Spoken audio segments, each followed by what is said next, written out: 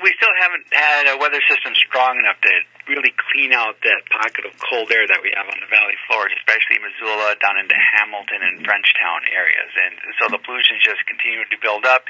And so this morning, we did have to call a stage 2 warning. And what that really means for people is that unless you have a sole source permit in the Missoula Valley area, you cannot use your wood stove at this point in time. Hopefully this will end by Thursday night.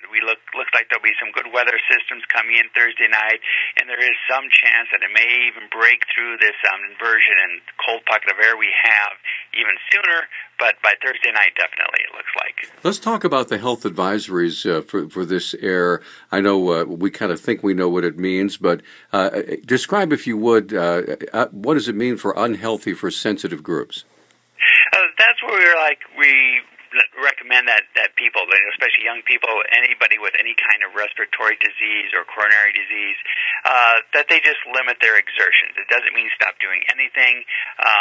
Still go out shopping, do your basic errands, but it's not the best day to go out and do your 2-hour aerobics class or long run or anything of that nature. Okay, so now let's talk about wood stoves for a moment. I noticed that you kind of tightened the restrictions on those. Yeah, when we move from stage 1, which is where only applies in the air stagnation zone, so it goes out to Lolo, out into East Missoula, out to the Y.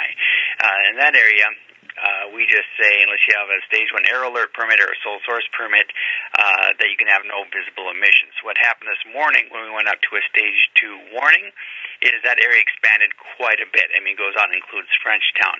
And the restrictions get tighter, and also that unless you have a sole source permit, basically that means that the wood heating is your primary source of heat for your home. You can no longer use your wood-burning appliances or fireplaces. All right. Now, what would be the next level of pollution should we get past this? It's very unlikely we'll go past the stage 2. The levels we get to are going to be pretty high, and that would be stage 3. And the restrictions actually would be the same at that point. It would not affect people's lives in any way once you get past the stage 2. The stage 1 and stage 2, where all the reasonable measures are being implemented that may potentially affect people's daily lives. And again, that's mostly the wood stove burning. Sure. Now, for folks who persist in burning their wood stoves, what are the possible penalties involved with that? Okay. We've done a lot of education in the previous stage 1 air alerts we've had this year.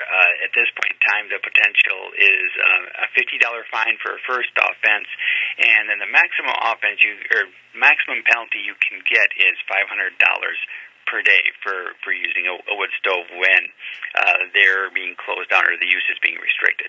Okay, so how long does it take to get to that point? If you're just basically saying, I don't care what you say, I'm going to burn it anyway, right? It takes 3 violations to get up to the $500 fine. So you have a stage approach where we usually try to warn people, talk to people, and then we go up to the $50 ticket, $250, and then $500 for the third offense, and any following offense would also be $500 a day.